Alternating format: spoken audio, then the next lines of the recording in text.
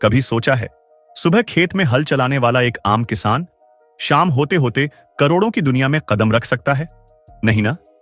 लेकिन ऐसा वाकई हुआ है। और यह कोई फिल्म की स्क्रिप्ट नहीं बल्कि सच्ची घटना है। एक ऐसी कहानी जो पसीने की महक से शुरू होती है और हीरे की चमक पर खत्म होती है।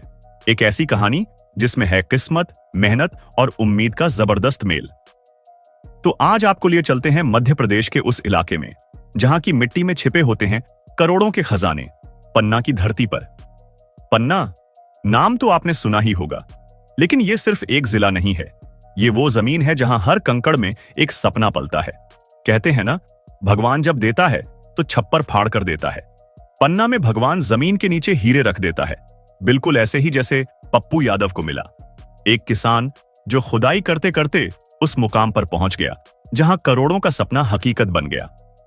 पप्पू यादव कोई मशहूर आदमी नहीं थे, ना उनके पास बड़ी जमीन थी, ना कोई खास पहचान। वो भी हमारी आपकी तरह एक आम इंसान थे। खेती करते थे जैसे गांव में हजारों लोग करते हैं, लेकिन उनके अंदर एक अलग ही जुनून था, कुछ अलग करने का, किस्मत आजमाने का। और जब पन्ना जैसे इलाके में जुनून के साथ किस्मत को आजमाया जाता है तो कई बार वो किस्मत हीरे की तरह चमक उठती है। पप्पू ने सरकार से महज 200 रुपए की फीस देकर एक खदान का पट्टा लिया। यही पन्ना की सबसे बड़ी खूबी है। यहां हर आम इंसान को मौका मिलता है कि वो खदान खुदाई करके हीरा खोज सके। कोई कंपनी नहीं, कोई बड़ा आदमी नहीं, बस आप और आपकी मेहनत। पप्पू ने भी यही किया। उन्होंने अपने 2-3 साथियों के साथ मिलकर खदान में खुदाई शुरू की। दिन रात पसीना बहाया, मिट्टी निकाली, चाल खोदी। अब आप सोच रहे होंगे कि यह चाल क्या होती है। पन्ना की खदानों में जब खुदाई होती है तो 10 से 12 फीट तक खुदाई की जाती है। इसके बाद एक परत आती है जिसे चाल कहते हैं। यही वो परत है जिसमें छोटे छोटे कंकड़ और पत्थर होते हैं और उन्हीं में छिपा होता है वो चमकता हुआ खजाना, हीरा। पप्पू और उनके साथियों ने चाल की मिट्टी निकाली, उसे धोया, सुखाया और फिर उसे फैलाकर देखने लगे। ये बिल्कुल वैसे ही होता है जैसे हम धान या गेहूं की छंटाई करते हैं, बस फर्क इतना है कि यहां नजरें चमकदार कंकड़ पर टिकी होती हैं। और फिर अचानक एक पत्थर चमका। पप्पू की नजर उस पर पड़ी। वो कोई साधारण पत्थर नहीं था, वो था 10.69 कैरेट का बेशकीमती हीरा। अब यहां से कहानी में आता है असली मोड़। हीरा मिलते ही पप्पू उसे लेकर सीधे पहुंचे सरकारी हीरा कार्यालय। पन्ना में यह नियम है कि अगर कोई भी नागरिक हीरा खोजता है तो उसे छिपाने की इजाजत नहीं है। उसे सरकार के पास जमा कराना होता है, जहां विशेषज्ञ उसकी जांच करते हैं।